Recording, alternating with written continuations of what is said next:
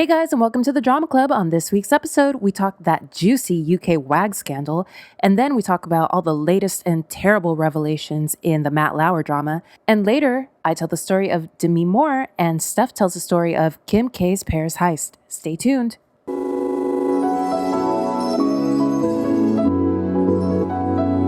What up, fam? What up, fam? It's good, y'all. Feels good, right? Good, right?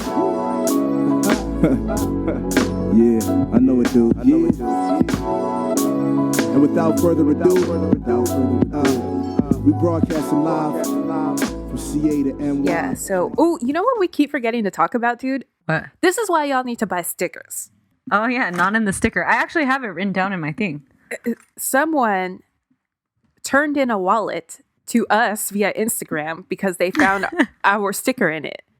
Yeah. And by the power of connections, we were able to assess that our homegirl, Nane, had lost her wallet. Shout out to Nane. Shout out to Nane. Shout out to homeboy that found it. Ooh, let me get his name. Yeah, that was real cool of him, though. That was cool. He was like, "Do you guys know Nane?" And I was like, "Yeah, who is?" I was like all sketched out too. And I texted Nane like immediately, and I was like, "Hey, Nan, who's this guy?" And then she was like, "Who is that guy?" Like, that's scary. Yeah, she got low key a little bit like, "Who the fuck is that?" Or the Tried Social to figure Security it out. office. They've been calling me now. See, that's what happens. You gotta go have sex with that Indian dude for an hour. You don't have to tell me twice. You're stupid. Okay, so homeboy that found Nani's sticker, his name was Hami. So that was another thing too. Hey, he's like, Hami, is he single though? I think he's from the UAE. I repeat, is he single though? So he was like, "Hey, do you guys know Nane by chance?" And I was like, "Yeah." And then I put that emoji that's like, yeah, curious. Yeah. Why? And I sent it to Nan, and she didn't know who he was.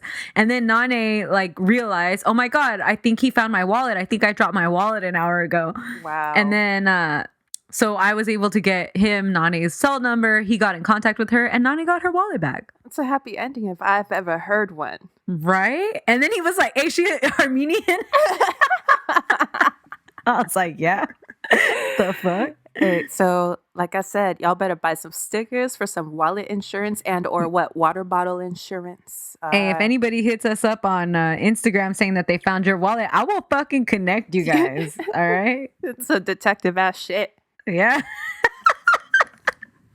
It's your friendly, faded neighborhood detective, Stef. Hey, speaking of detective shit, all right, I got a hot topic that I feel like let's work this out together because I posted. This is funny because we don't really know who this is. Right. So I posted this to Twitter because it was popping off a couple days ago, and I was like, "This is juicy as fuck." It is. All right. So this woman named Coleen Rooney, who happens to be the wife of Wayne Rooney. You guys know who Wayne Rooney is. Yeah, Wayne Rooney is a scary soccer player. He's like the British soccer player who's not David Beckham. Like, y'all know what fucking time it is. Doesn't he? Don't you think he's scary? Like he's like the bad boy. Like David Beckham's like, nice and shit. Yeah. Wayne Rooney's like, that fool fuck you up, bare knuckle box your ass. Yeah, and he used to be a boxer and shit. And I know, that's what I'm saying. And then when he got plugs, he got like real beastie. He got more power because he got more confident. All right, so this bitch, Coleen, I guess she's like a sweetheart over there in the UK. I'm sure. She's like, what's our equivalent? Like, is there like a WAG? They're called WAGs, right? Wives and girlfriends of athletes. Like I think Shaq's first wife was that. She's the one who made the Basketball Wives. Okay, yeah. And maybe I was thinking like a Sierra. Oh, yeah, for sure. Or like Kate Upton? Yeah, Kate Upton. Now she's married to Justin Verlander. Yeah.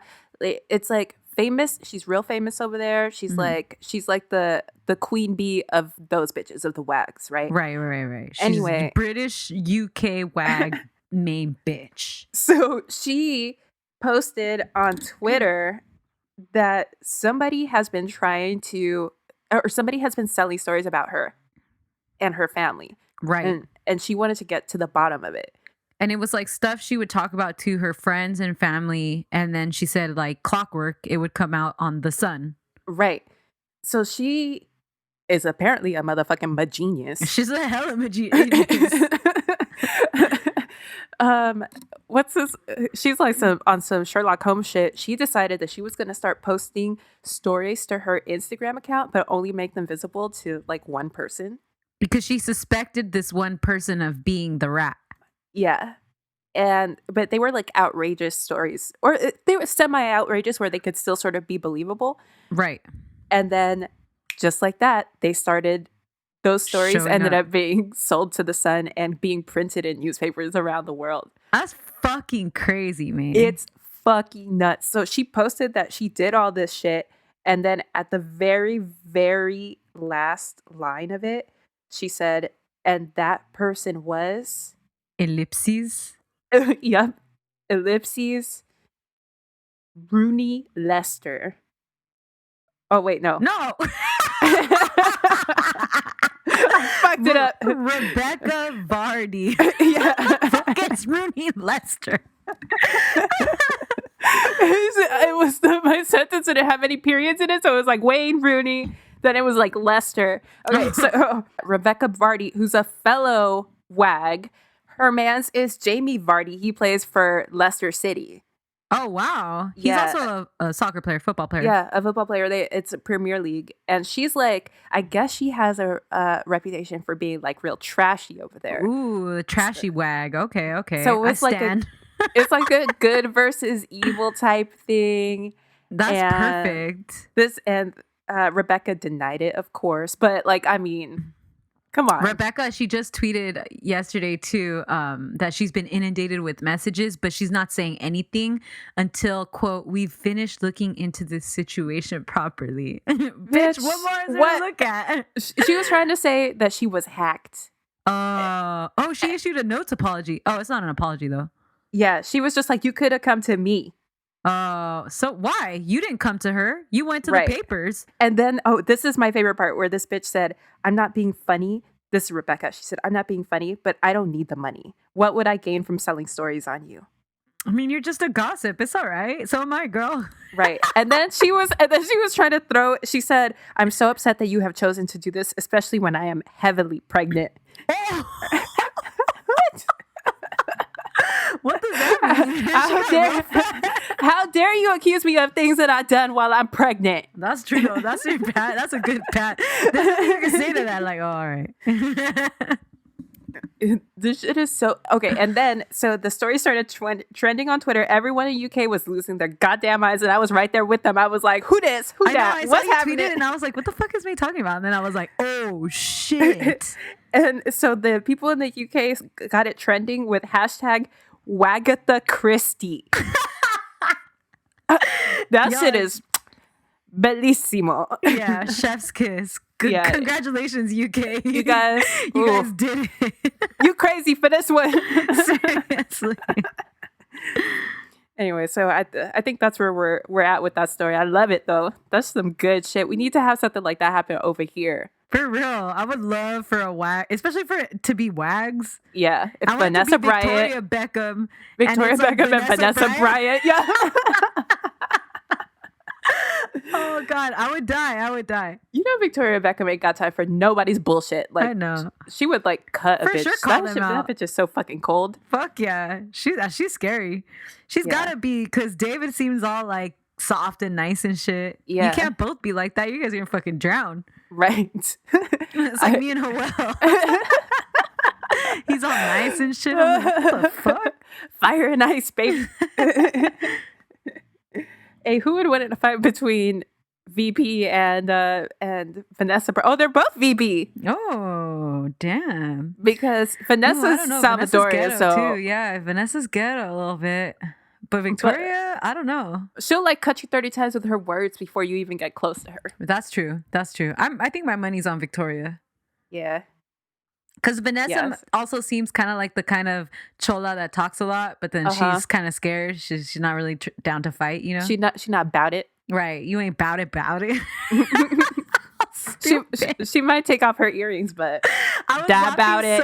I was laughing so hard in the Dennis Rodman episode where I'm like, there's only two situations in which the word thug is appropriate. That shit's crazy. Okay. Hello, guys. Just saying hi. I'm not gonna tell you my name yet. You said it. I did before. I think. Oh, right. All right. My Girl, name is I Stephanie. And my name is May, and together we are the Drama Club. This is a club all about talking shit and gossip. International gossip. Yep, WAGs. Who would win in fights between WAGs? Yeah, fictional fights that we made up in our head. Celebrity gossip, drama, scandals. Finding wallets. Yep. Yeah. And more. And more.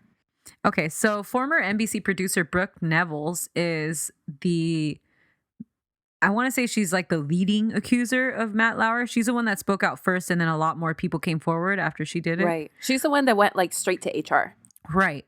So she is breaking her silence on what really went down between the two of them. She was quoted in Ronan Farrow's book, Catch and Kill. Right. So Ronan Farrow's writing a book about the Matt Lauer and Harvey Weinstein incidents, allegations. Yeah, like that he kind of was the one to bring out. Right. And she's saying that what happened between her and Matt Lauer is that the first time they had a sexual encounter, that she was raped by him. That they were in Russia covering the Olympics. Yeah. And they all went out, and a few of them went out, including herself and Matt, got drunk. Then Matt invited her up to her room where she says she was saying no to him, and she was intoxicated, like super intoxicated. So she couldn't even give consent if she was. Right. And that they had sex, and specifically that I think she definitely didn't want to have anal sex, and they did have anal sex. Yeah, I think that when she was saying no was specifically in response to anal sex. Right, because it was hurting her a lot. Yeah, so he put it in her butt in Sochi. Oh. But then, so they come back to the States, right? And they continue a sort of, not on again, off again, but they have several more encounters, which from her side of the story is that she kind of felt an obligation to do so because of obviously the power that he wielded at NBC. And somebody else has come forward and said, like, if you rejected Matt or like tried to like stop his like flirtations or whatever, that basically there was going to be a mark on your back. I'm sure. Yeah. That makes complete sense. And Matt is trying to say, like, I wasn't her boss. She didn't even work, like, because she worked for Meredith Vieira, who wasn't even on the Today Show at that point. Right. Like, and he was like, why would she have anything to fear? Motherfucker, you know exactly why. I know. He was like the highest paid anchor on NBC. Like, he wields a lot of power. These men clearly exploit their rank and their power to get into bed with these younger women, because it's literally like you wouldn't have access to those younger women but for that fucking power in your rank. Right. I mean, besides May, nobody thinks you're fine. No, but you know what I mean? And then so they want to use it when they're using it, but then they want to be like, no, it wasn't that, you know? Right, like, They want to play dumb. You know damn well that it was that. Like, shut the fuck up. So that just made, I mean, it was already a horrible, like, abuse of power, already totally disgusting, but now it's just like horrifying. Right. And Matt responded. Oh my God. Talk about making a situation worse. Here's the line that really struck me from the statement. It was a long statement, by the way. Yeah, it was long. For 2 years, the women with whom I had extramarital relationships have abandoned shared responsibility and instead shielded themselves from blame besides false allegations. They have avoided having to look a boyfriend, husband, or a child in the eye and say, I cheated.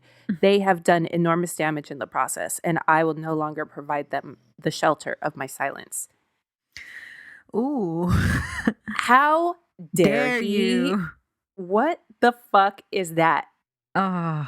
He's like, this is your fault. You share some blame in this. Yeah, you're absolute fucking trash, dude. Oh, once again, a situation in which someone would benefit by just being quiet. Yeah, right. And I feel really bad for Matt Lauer's ex-wife, because I think people must have been hounding her for a comment. Quote. And she did finally issue a comment, and she said, I have no comment with regard to the rape allegations. My concern is my children and their well-being. Good for her. Yeah, which is good, but it does suck for her. She shouldn't have to answer for. Why do women have to answer for these men's shitty fucking? Always, man. Yeah, right. God damn. I know, that's fucking bullshit. Just awful situation. And then people wonder why women don't want to come forward. Look at that. Now Matt Lauer's fucking blaming the victim. Exactly. Someone that he exploited, at best exploited, Yeah. at worst fucking raped. Right, exactly. You know? And like, once again, she's left kind of lingering where this man in power, because Matt Lauer he's still like a recognizable figure. He's still what he says still has weight. So I'm sure there's lots of people who are like, fuck, maybe she's lying now, you know? Yeah. Because of what he's saying. And she's still and like, he said that in his response in like the long letter. He's like, people have come to me privately and told me that they know like that these allegations are false, that they believe in me, whatever. Dude, go fuck yourself. Just go away. Like you have a shit ton of money still. Like, right. Just go away. And then he tried to throw it in her face that she got a severance package or not a severance package, but she got a settlement from NBC, which she fucking deserved, you know? Yeah. She got a 7-figure settlement, and then he tried to throw that shit in her face in his statement. He was like, you claim that you've been so hurt by this, but then you want to take a 7-figure settlement from NBC? What does one have to do with the other, by the way? Right. She's entitled to whatever settlement she's entitled to, and she's also entitled to be hurt by that. The fuck are you talking about? And then he was like, and I hear you're trying to sell a book, and then you couldn't sell your book, so now you're trying to like latch onto this. But like, he's just garbage. He's just in dirt and like rolling around in it and shit and like doesn't know what to do, how to get out. And I keep hearing that any minute now we're going to hear about his comeback, that somebody's giving him a show. So stay tuned for that shit. Seriously. Ugh. Him and Louis C.K., they should all just start. That's what I was just thinking. Just everybody, all those guys just start. Him, Louis C.K., that shit could be produced by Harvey Weinstein. Yeah. Will you develop the habit of self-reliance?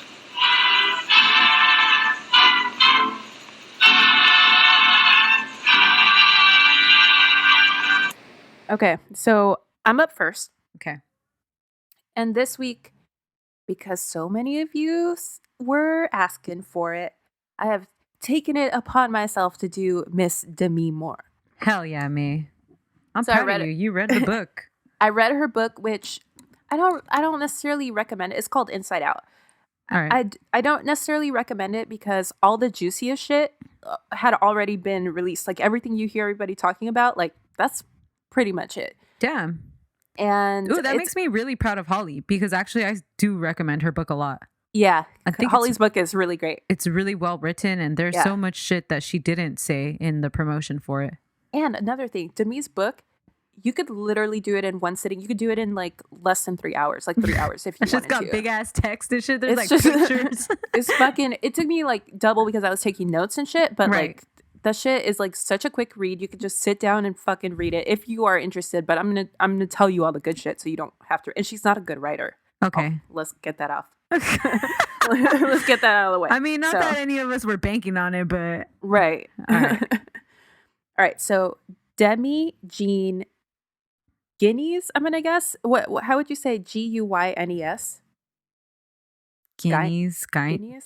No, Guineas? I don't know. All right, well, she was born on November 11th, 1962 in Roswell, New Mexico. Ooh, that's scary. Area 51, what's good? And she's an alien. That's one of the revelations that she discloses in her book. Yep. So you will all be happy to know that her memoir does not start with the beginning of her life. It opens with the January 2012 Whippet scandal. Whoa, that's solid. Yeah. So it does kind of like, ooh, it gets you in the beginning. Right. All right. So in January 2012, 50-year-old Demi is going fucking through it. She recently separated from the love of her life, Ashton Kutcher. Mm-hmm. More on that relationship later. And her life is spiraling out of control. She's super depressed by the breakup, not just because obviously divorcing someone you love is sad, but it's made all the worse by the fact that this is happening publicly. And also Ashton had humiliated her by cheating on her and not being very discreet about it. So their shit was like all up Everywhere. in the media. Yeah. They were a really public couple also. Yeah. So- From like their very first debut, it was like, So people are hella invested. So it's just makes it more out there. Yeah, exactly. In the midst of this, 2 of her 3 daughters haven't been speaking to her for months, nor is her ex-husband and close friend Bruce Willis. Also, her career is basically in the toilet after having once been the highest paid actress in Hollywood. So she's just been like moping around her house, just going through the motions of her life. It was somebody's birthday, so some people come to the house to kick it, along with her oldest daughter, Rumor, and a few of Rumor's friends. One thing leads to another, and someone passes Demi some synthetic weed called Diablo, Okay. which I'm guessing is just salvia, right? Is there, Right. or something like that? Right. She also takes a hit of nitrous oxide, aka whippets. Oh, damn. I forgot about this being so ghetto. I remember when it happened, I was like, damn, Demi, why are you doing this shit? It's so fucking trashy. This is hella trashy. Like, damn, bitch, you grew up in Huntington Park or what? Damn.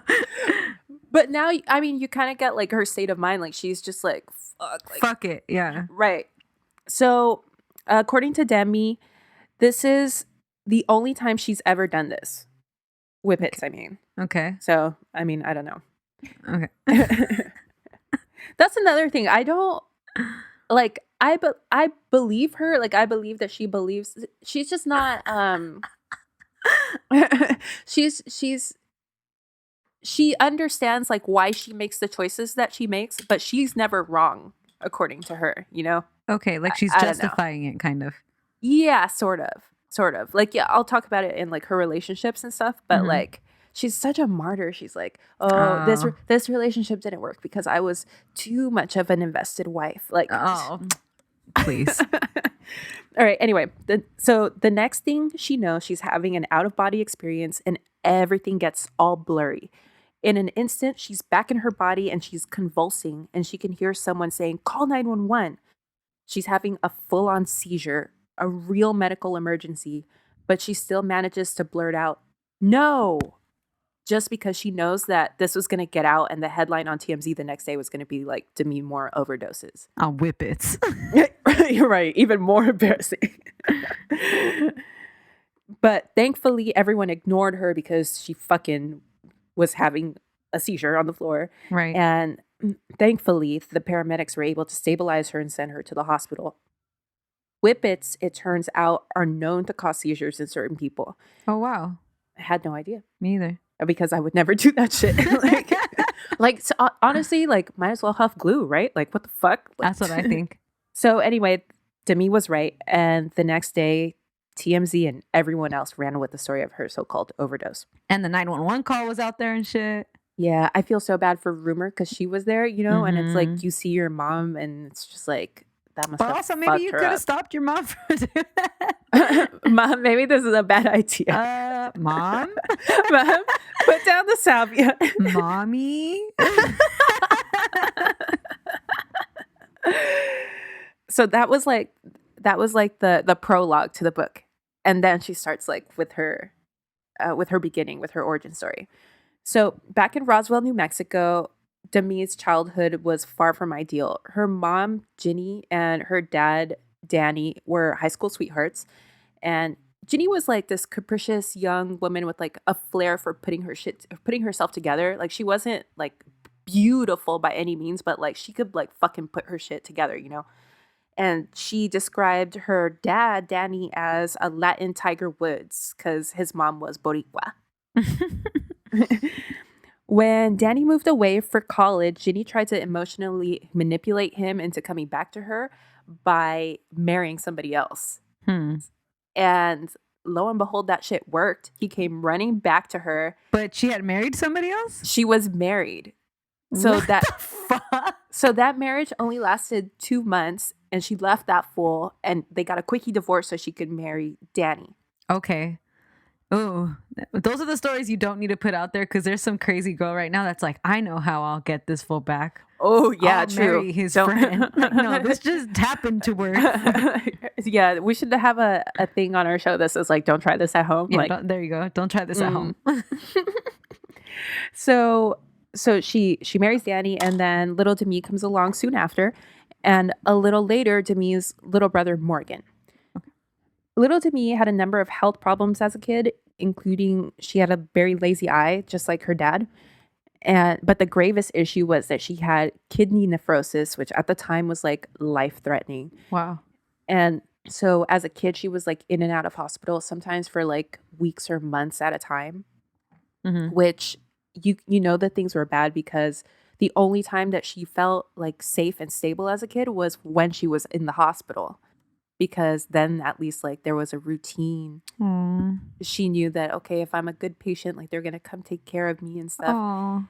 Because her parents were like, they were fucking scammers, honestly. Great. They were always like running one scam or another to try to get out of paying some bill here or like some creditor there. They used aliases. They would have the kids sign for shit. It was a constant problem. Not to mention the fact that Danny was chronically unfaithful. And Ginny's response was always to pick up and move the whole family to get him away from his mistresses. So it's like, it wasn't weird for like little Demi to like go to 4 different schools in a year in like 2 different states. That's crazy. And they would just move and move and move. Like every time he would get a new bitch, like, all right, we're moving. That's awful.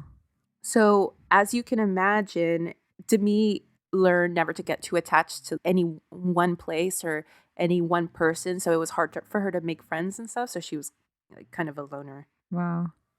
Demi says that she now realizes that she'd often have these kidney disease flare-ups whenever her dad would fuck up, and in some weird way, it brought the family back together because they always had to put aside whatever shit was going on to come together for her. So, although kidney nephrosis is not something psychosomatic, is nothing you can fake, but she now thinks that maybe in her way, like in a way, her body was breaking down in response to the traumatic events, like in a way to try to like stabilize things. Wow. See, that's what I'm saying. Like, she's really introspective. Like, she understands like why these things are happening, but Right. you'll see it later. But like conveniently also, right? Yeah. Yeah. Yeah. Even like this, like, oh, look at how, look at me at 5 years old. Like Right, what I right. was, even if it was subconscious, like Right, look at how deep I was. Okay, but no matter what, things were never stable. One time when Demi was still just a preteen, she heard some commotion coming from her parents' room. And when she walked by to check things out, her dad yelled, "Help me." It turns out that her mom had attempted suicide, and he was holding her down because she had tried to swallow like a ton of pills. So little Demi had to put her hands in Ginny's mouth and dig out the pills. Shut up. That would turn out to be the first of many, many suicide attempts by Ginny. What? Ginny, I mean, late in her life, she was diagnosed as bipolar. Right. But she had a really fucked up childhood. It seemed like her parents had the same kind of marriage that she had with Demi's dad. Okay. And around the time of this first suicide attempt, her dad had also died really tragically. He was decapitated. My God. He was drunk driving and he got into a bad accident. Wow.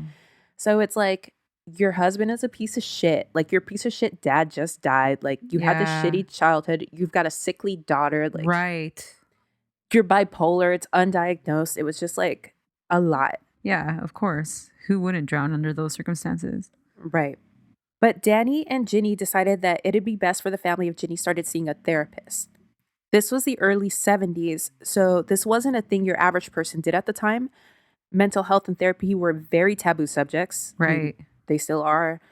So Ginny starts going to therapy, but shortly thereafter, she leaves Danny for her therapist, Roger, which, if that isn't fucked up enough, Roger put Ginny on a shit ton of pills, uppers and downers. I was gonna say, what? Yeah, leave that dude, but not for your therapist. Right. Yeah.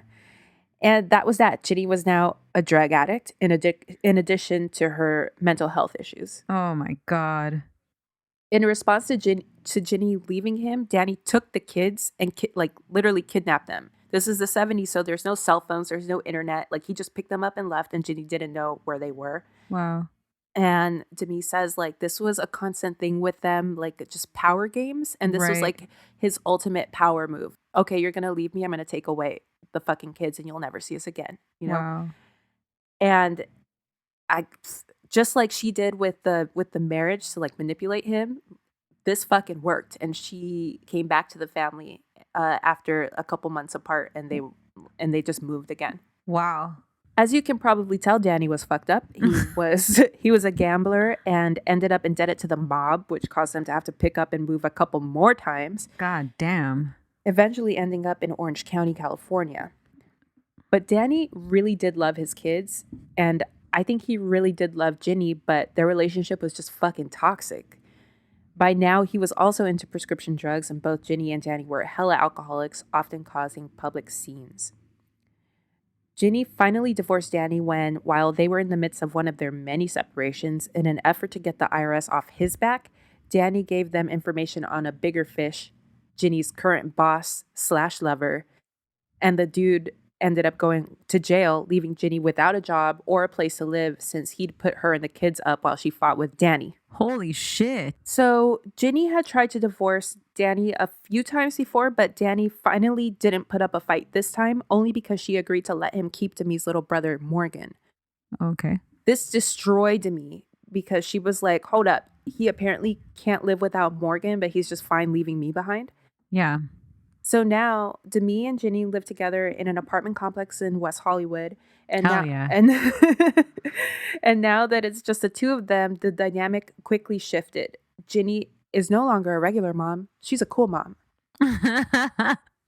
She stopped parenting Demi and shifted to being her friend, leaving Demi with no rules or boundaries to speak of.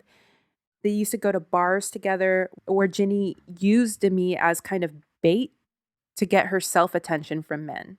Oh. Keep in mind that Demi is still only like 13 years old at this point. Wow. So Ginny has all these men going in and out of her life, leaving her mom destroyed in the wake of the relationships inevitably falling apart. Ginny would then attempt suicide, and Demi would have to pick up the pieces, call an ambulance, and brace herself for the cycle to start over and over and over again. One day, when Ginny was taking Demi back to OC to visit with her dad and Morgan, 14-year-old Demi was looking through some family photos and papers when she came across her parents' marriage license. Oh, no. And she realized that her parents were married the year after she was born. So she was just like, not even like seriously. She was just like, is Danny my real dad? Oh, shit. And her mom was like, nope, and just kept driving. Oh, my God. When they got to Danny's apartment, Ginny just walked in and she was like, well, Demi knows. Oh, my God. This is like the 70s? Yeah. This is like the wild, wild west of raising children. It is. Like I'm imagining them in like a station wagon. Yeah, people just didn't give a fuck. She's like smoking a cigarette. Yeah, it was. There was a story in the book where Demi got in trouble for the first time ever at school for smoking cigarettes. Mm-hmm. And it was like that scene from Mad Men where Betty gives fucking Sally a cigarette. Sally? Yeah. Yeah. And she's like, I know your father gives you cigarettes. And she's like, my father's never given anything. Yeah. Yeah, that's so classic. It basically the same thing happened to her. Hell yeah. So she walks in and she's like, well, I don't know why I Demi said knows. hell yeah, that's fucked up. My bad. So Demi says that she knows that telling Danny just like that was another one of their weird power games. Turns out that Demi was Ginny's first husband, Charlie's daughter. And Charlie also had a lazy eye, which I feel like is a crazy coincidence. That is weird. Because, like, why would she ever question if this was her dad? That was her type. That was her mom's That's my type. So she ended up meeting Charlie and his family shortly after that. And they were all fine or whatever, but it seems like they didn't keep in touch. Okay. And Ginny showed up when she found out where she was, like that she was meeting them. And she made a scene and fucked everything up. Of course she did. Oh, and literally from that day that Danny knew that she knew, he was never, ever the same with her. He completely pulled away and never let her back in. Wow. It was like she never existed. But he had known this whole time? He knew the whole time, and his worst nightmare was that for Demi to find out, because his whole family, everybody knew. Everyone in the family knew except for Demi and Morgan. Huh. And everyone knew the reason why Danny didn't want them to know was because he was scared that when Demi found out that he wasn't her dad, that she would pull away from him. So like the irony of all ironies is He like, pulled away from her. yeah, I guess like that's a defense mechanism. Of course I guess it like is. Yeah. I'll hurt you before you hurt me, sort of thing. Yeah, right. But she's a little kid. Like she's a kid. She's like 14 years old. She didn't deserve that shit. None of this is her fault. It's really fucked up. Meanwhile, in the same WeHo apartment complex lived the 17-year-old German actress Natasha Kinski, who was living in the US with her mom to try to improve her English to prepare to shoot some English language roles, notably with director Roman Polanski. Natasha's conversational English had gotten pretty good, but she wasn't reading it that well. So young Demi would read her scripts out loud to her, and the two became friends. Okay. But more importantly, Demi thought Natasha was the fucking coolest, baddest bitch and wanted to be just like her. So that's when she decided that she wanted to be an actress too. Through Natasha, Demi met Roman Polanski.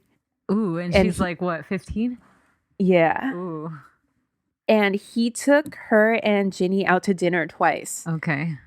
Demi says that Roman was a perfect gentleman both times, but he fled the country just days after the second dinner because of his rape conviction. That's crazy.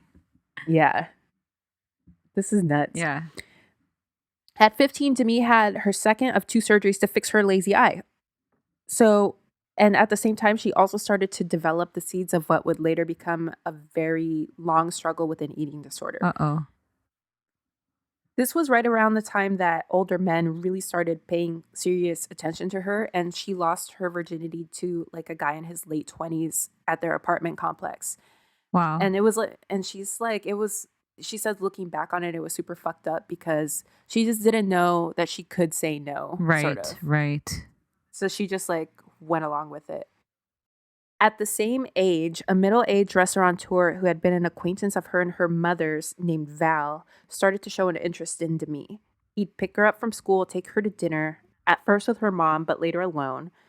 It started to make her really uncomfortable, so she started making excuses to avoid him. One day, she came home to her apartment to find Val already waiting inside for her. The fuck? Val raped her that day. Oh, no. But she said that she never thought of it as rape until years and years later when she finally let herself process the trauma. She never even told anyone about it until Ashton. Wow. I really like this part of the book because she addresses all the people who like to ask why women don't come forward, and she basically tells them all the fuck off, you know? Yeah, good. Anyway, so this rapist, Val, so now she goes like even farther to avoid him. She had already been trying to avoid him, but now like he fucking raped her. So like right. she's avoiding him like the plague. Right. Until one day, Ginny did what the fuck Ginny fucking does and told her, hey, we're moving today. So Demi's packing all her shit, just like, you know, always. It's like mermaids. Yes, Yeah. yes. It's exactly like mermaids. And so she's packing her shit when who shows up to help them move but Val. In the new apartment, when he finds Demi alone for a moment, he goes up to her and says, how does it feel to be whored by your mother for $500? No. This is the line of the book. Like it keeps coming up in her mind in different places in her life, and like Wow. Demi says that she doesn't know for sure if Ginny actually sold her to Val, if Val was just talking shit, Right. or what. She thinks it's possible though. She also thinks maybe he gave her money without explicitly asking for Demi in return. Right. But that her mom should have fucking known better. And how else would he have gotten into their apartment? Exactly. That's it. And she left him there waiting for her. So whatever went on there, it was at best gross parental incompetence and Right. at worst trafficking her own daughter. Right. So stay losing, Ginny. Yeah. Demi repeats the question to herself often in the book, how does it feel to be whored by your mother for $500? And she says, it feels like you're an orphan. Oh, no. The whole incident really lit a fire for Demi to get out of her mother's house as soon as she could. So she got the opportunity at age 17 when she moved out with this older dude that she met in acting class. For money, she took nudes for Japanese magazines and later shot a semi-nude cover for Oui magazine. Oui. The exposure got her signed to Elite Model Management, which was the first big step in her entertainment career. A few months later, she left acting class dude and for a married 30-year-old rock musician named Freddie Moore. But shortly after that, her dad, Danny, committed suicide at age 36. by enclosing himself in his garage with the engine running. Whoa. Morgan found him. Whoa. Danny's family thought that Ginny had something to do with it because his death happened like just a few days after they saw each other. Holy shit. And P.S., even though they were divorced, they still fucked around with each other all the time. They had like this really toxic codependency. Wow. It was messy as fuck. Demi says that his final scam was getting so drunk, literally to the decimal point of the blood alcohol level of what was legally required for his death to be ruled accidental. Wow. So that he could scam his life insurance into paying out. And he left the entire policy to Morgan. Wow. Isn't that so shitty? Yes. So while still grieving her father, Freddie divorced his wife so that he could marry Demi. And in 1980, Demi officially became Demi Moore at age 18. That's crazy. How old was Freddie Moore? He was 31 now. Okay. Yeah, he was old, man. Mm-hmm. He's creepy And the other looking, right? Yeah. And the other guy, the acting class guy, he was also like the same age. So she's Although I do think that does happen when young girls want to leave their house. yeah. They get involved with older men. Yeah, because you need somebody to support you. Yeah, who's you know? going to be able to take care of you. Yeah. Around this time in 1982-ish, she got her first really big break when she landed a role on General Hospital, which General Hospital was huge at the time. Right. Because of the nature of shooting a soap, like you have to be on set all day, even though you might only be shooting 2 scenes like 6 hours apart, she got into the habit of drinking on set. Ooh. Mm-hmm. She picked this up from the star of the show, the dude that played Luke of the main couple on the show, Luke and Laura. And up until then, she'd mostly stayed away from alcohol because her parents were alcoholics, so she didn't want to risk it. Right. After a series of embarrassments, including basically passing out on a panel at a soap convention, she quit alcohol cold turkey. In 1984, while in Brazil shooting her first decent-sized movie role in the film Blame It on Rio, she developed a coke habit. She was snorting an 8-ball every 2 days or so. Holy shit. Yeah. She also cheated on her husband, Freddie. And when she got back to the States, she confessed to Freddie and they broke up. And he started seeing a 14-year-old mutual friend of theirs. Whoa. Why does he have a 14-year-old friend? It's like the little sister of like a friend of theirs or something. Okay. And Demi's like really weird about it. She said that before she cheated on Freddie, she told that girl like, "Oh, I bet if anything happened between me and Freddie, you guys would get together." Right. Which is fucking weird, right? That's like, super weird. Anyway, so that 14-year-old, he later married her and he's still with her to this day. Whoa. Damn. Plot twist. Yeah, I know. Anyway, her contract at General Hospital ended and she did another movie in 1984 called No Small Affair with John Cryer. Okay. What up, Ducky? Yeah, shout out to you, Ducky. In the book, she says that they had a little fling and she took his virginity. John Cryer responded to this a few weeks ago on Twitter by saying that he understands why she felt that way because his dick game was whack, but and he looked stunned, but he'd actually already lost his V card in high school. Thank you very much. Oh God, I did see that going viral and I was laughing. He seems like a chill dude. Yeah, he seems perfectly likable, right? Yeah. So anyway, now that she's not on GH anymore, she doesn't have to work every damn day and she actually starts drinking again. Oh no. And it starts to get like really bad. One day as she was leaving a different audition, she was spotted by Joel Schumacher, who told her she just had to come in and read for his upcoming film, St. Elmo's Fire. Wow. And she got the part. The only thing was she was back to being a full-blown alcoholic. One day during pre-production, Joel Schumacher said in front of everyone, "If you take another drink, you're fired." So she was mortified, of course. Right. And the producers basically forced her to go to rehab and get clean and get a sponsor before they would allow her back on set to start the movie. This is wild because rehab was barely a thing back then. Right. The Betty Ford Center had just opened 2 years before. All right. What an opening. What a moment. Also, who the fuck was Demi Moore and why did they bother with cleaning her up for this fucking movie, you know? Right. When they could have easily replaced her and there were like 12 other stars in that movie anyway. So she got sober and she stayed sober for almost 20 years and this movie was fucking huge. And the cast featured most of the actors, including Demi, who would come to be known as the Brat Pack.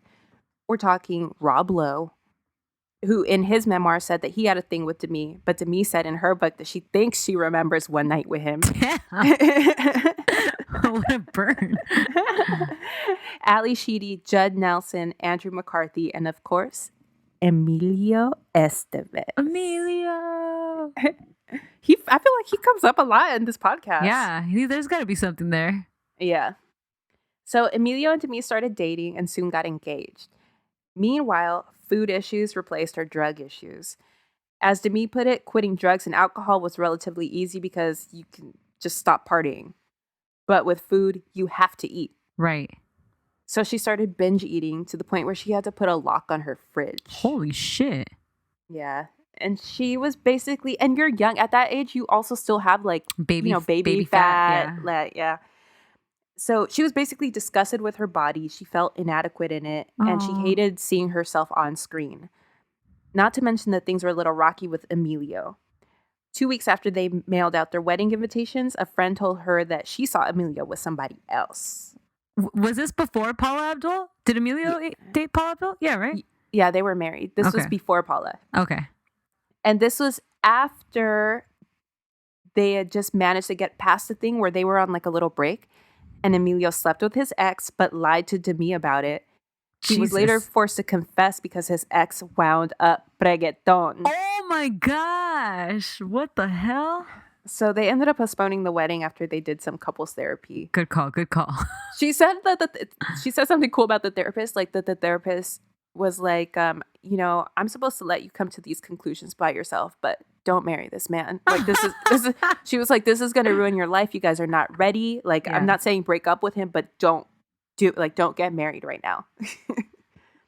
But okay, anyway, so they postponed the wedding, but they're still together. But Emilio got all weird and distant, and he wouldn't take her calls while he was on location or even let her go visit. So hell no. So she was like, fuck that. She moved out of their house. Then, of course, he rushed back and begged her to stay. And he showed her the broken heart tattoo he got for her. Oh, my God. But Demi was fucking over it. But they stayed really good friends. And a few months later, in 1987, she was his +1 to his movie premiere, where by chance she met a young Emmy-winning hotshot actor named Bruce Willis. Hell yeah. He's got like sex appeal, dude. Yeah, like, and he still got hair this time? Yeah, he's got hair. But it's kind of like thinning like on the all right. Oh, I don't like here. when they start to do that little crown thing. Yeah. He's real hot on like Friends when he was dating Jennifer Aniston. I mean, no, he's not Jennifer Aniston, like Rachel. Handsome. He's like, there's something about him. He seems like fun. And that's how Demi talks about him. She's just like, he's just fucking fun and generous and just like a good ass dude. Oh man, that's great for her. Emilio was feeling salty and said that Bruce was all over her like a cheap suit. Yeah, because she's fucking bomb. Yeah. But she thought the opposite because he had been kind of a cold, cocky asshole to her when they were all introduced at the premiere. But then they went up the street to the after party at El Coyote and and everything changed. Bruce used to be a bartender before he became an actor. So he jumped behind the bar and was like showing off, fucking mixing drinks for everybody. And suddenly it was clear that he was super feeling Demi because like he was like mixing drinks and shit and would not take his eyes off of her. Okay. Despite the fact that he was literally on a date with somebody else. So he walked her to her car and asked for her number, and like he wrote the number on his hand, and it was all like, it was like cute.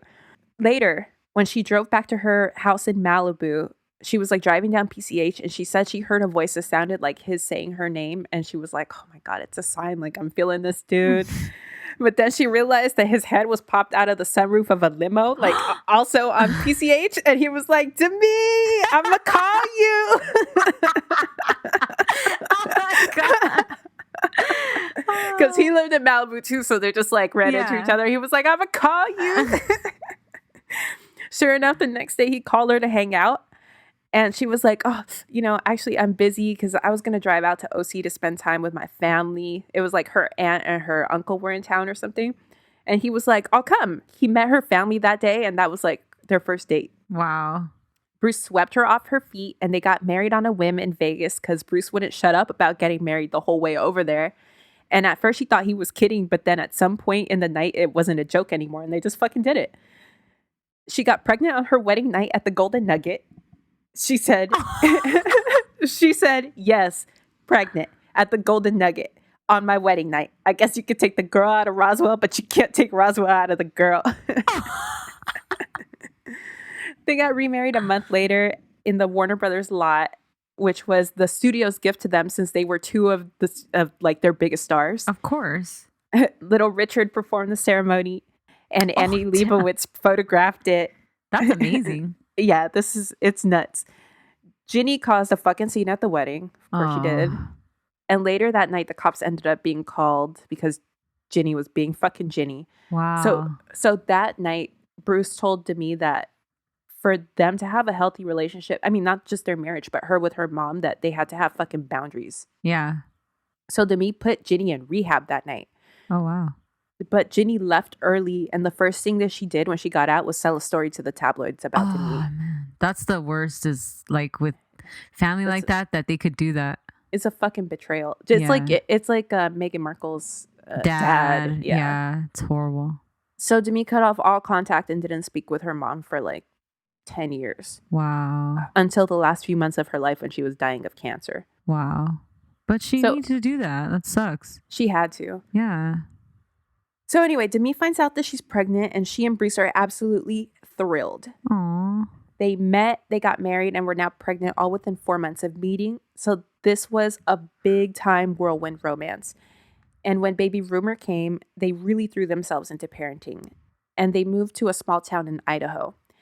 This was right when Bruce got the first Die Hard movie, which became a huge monster hit. Fuck yeah. So now he's like this huge action star with the paycheck to match. So Bruce was like down to do the traditional gender roles thing and be the sole provider and have Demi stay at home with the kids. Because like, trust me, they could afford it, you know? Yeah. Demi says when the baby would cry, he'd be like, I'll give you $1,000 if you change the diaper. So he was like throwing around like money left and right. And they had a private jet and shit. And he was like, babe, I got us. Yeah. But a couple years after she first got pregnant, Demi was like, okay, well, I'm ready to go back to work. And Bruce was like, record scratch, freeze frame. What the fuck? Like, yeah. He did not like it. But he seems like he's a chill dude. So he was like, all right, whatever you want. Right. And Demi was like, ruh-roh, like, this seems like something we should have talked about before we got married. You know? Yeah. Like, this is like symptomatic of we have different goals. We have different values. Of course. Anyway, in 1990, Demi makes the biggest hit of her career when she does Ghost. And that movie really made her an icon. Shout out to her haircut in that movie because it's fucking sick. Mm-hmm. Also, to her loft is really fucking goals. I realized reading this book that if you would have brought up Demi Moore like 2 weeks ago to me, I would have been like, I love her. Yes, queen. Hair of the gods, I stan. But then I realized that I don't think I really like a single movie she's ever been in. You don't like Ghost? Charlie's Angels? I mean, like, that movie's fun, you know, but I'm not like... Yeah. I guess not, actually. I'm trying to think, and like, I guess not. Right? Yeah. And I also don't think she's a good actress. So, unlike like Winona Ryder, who I don't think is like the best actress, but I like movies that she's in, you know? Yeah. So, what is it about her that I like so much? Like, I guess she has charisma, I guess. I mean, like, I realized I didn't really know that much about her. Right. But I mean, I like her vibes. Right. She's kind of like a late 80s, 90s icon. Yeah. And you just kind of think of her in that glamorous way that we think of movie stars, you know, because she was tied to one of the biggest action stars of all time. And she had that very highly publicized relationship with him. And I love them together. Yeah, you do like that too. Yeah, I think I like that. And like she seems to be devoted to her girls. I mean, I don't know if you're going to get into anything, but... Okay. Anyway, so it's 1990 and Bruce is about to go away to make the film Hudson Hawk when he tells Demi, I don't know if I want to be married. Oh, no. And she kind of like didn't know what to do with that information. She was like, okay, go make your movie. Like, I'll be fine. You know, me and Rumor will be fine. She kind of understood because everything had happened so fast that Right. it wasn't insane for him now to be like, I wonder if we made the right decision. Right. But as soon as he got back, the first time they had sex, she got pregnant. And they were both thrilled again. Good. That's the thing with these two. Like, maybe neither of them were really ready to be married, and maybe they weren't the ideal romantic couple per se. Right. Although I do love them together, but they both long to have families, and they made fantastic partners and parents in achieving that dream. Less people could say that, Right. It's like more of the important stuff, really. Yeah. So at the end of the day, they probably did make the right choice in choosing each other. Like they're like really goals. Right. Anyway, so our girl Demi is reggaeton and looking hot as per usual when Vanity Fair asks her to do a cover story, and she decides she wants to showcase pregnancy in a different light than usual because up until then, pregnant women were literally only seen in public in like muumuus. So Demi and homegirl Annie Leibovitz shoot a series of classy images to showcase her belly and Demi looking fine as hell. Then at the end, as a gift for the family, Annie does a few frames of Demi in the nude, and they both see the shot and fall in love. But neither of them thought that Vanity Fair would run it. They just kind of like included it, like just, Right. let's just see what they say about this. Right. And much less put it on the cover. But to their surprise, the magazine knew how monumental the now iconic photo of a very pregnant nude Demi would be, and they chose it for the cover with the headline, More Demi Moore. Aww. And they shipped out the magazine in paper bags that only allowed like Demi's head to be seen. Aww. Good on them. That's real gimmicky. That's some real gimmicky shit right there. For real. This is one of the greatest magazine covers of all time. I think that the only one that ranks higher is the iconic Rolling Stone, also Annie Leibovitz, of John and Yoko, because that was shot 5 hours before John died. So it's like, Annie's fucking insane. She's got these two most iconic magazine covers of all time. And it really did spark a revolution that allowed pregnant women to showcase that side of themselves. Oh my God, yeah, it's so annoying. Every fucking girlfriend I saw on your Instagram takes like these stupid pregnancy pictures. They're so annoying. And Natalie Nunn from Bad Girls Club. Yeah, oh God. I mean, it's fine. I get it. So now you see photos like that all the time. Yeah. Although I guess the article inside made her sound really shitty, which like no one ever remembers the article because the photo's so iconic. Right. They made her out to be a diva. They talked about how like she demanded 2 planes like for her and her entourage like to go to set, and it was like a lot of bullshit that most of it wasn't true. She was like, I don't know where they were getting this shit from. So that sucked. Also, her mom sold photos of herself in the same pose to some trashy magazine. And yeah. She had another really big hit in the 90s when she did Indecent Proposal, which sparked a national conversation about sex work, money, power, and feminism. It was especially difficult for her because the themes made her think about the hoard for $500. Comment again. Also, that movie really intensified her eating disorder because she had a lot of sex scenes, so her body was very much on display. Right. Quote, if all this obsessing about my body sounds crazy to you, you're not wrong. Eating disorders are crazy. They are sicknesses, but that doesn't make them less real. When you are afflicted with the disease, you can't just decide not to have it no matter how miserable it's making you. She said she was eating only half a cup of oatmeal and then very small portions of protein with veggies a day. Holy shit. Yeah, every day. That's all she ate. It's crazy. Meanwhile, she and Bruce continue to be what seems like the most amazing parents to their 2 little girls in Idaho. It's Rumor and Scout. They always worked at the same time so that when they were off, they could really be together as a family. And Demi worked her ass off to break the cycle of terrible parenting. This really made me think about Dennis Rodman because I was like, yeah, you could have tried. You could have tried. And it's like he gave up before he even started. Yeah. Then Demi is offered over $12 million for a movie called Striptease. Hey. Which makes her the highest paid actress in Hollywood. That's crazy. But the press ripped her apart for this. They called her greedy. They nicknamed her Gimme More. It was bad. Meanwhile, she was just trying to get paid what she was worth. Right. And fucking Bruce Willis was probably making at least that for the diehards. Well, Bruce had just, and she knew what she was worth because Bruce had just made $20 million for Die Hard 3.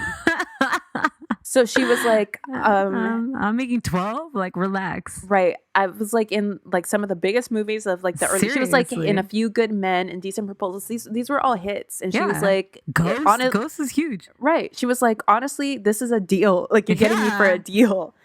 So she's like, yeah, I'm worth this at minimum, and I'm gonna fucking get what I'm worth. The only thing is that at that time she was also very pregnant with her third baby, Oh, okay. Tallulah, and it had to get in striptease shape in time for filming. Oh, and she has eating problems. Mm-hmm. So she intensifies her workout while pregnant.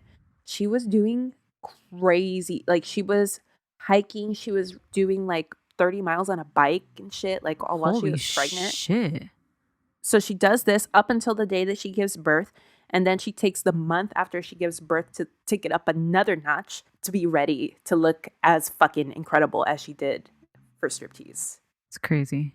Now I'm never going to look at it the same way again, though, because I always like look at her and how amazing she looks in that. And now I'm kind of like, oh, God, like what she had to put herself through for that. Yeah.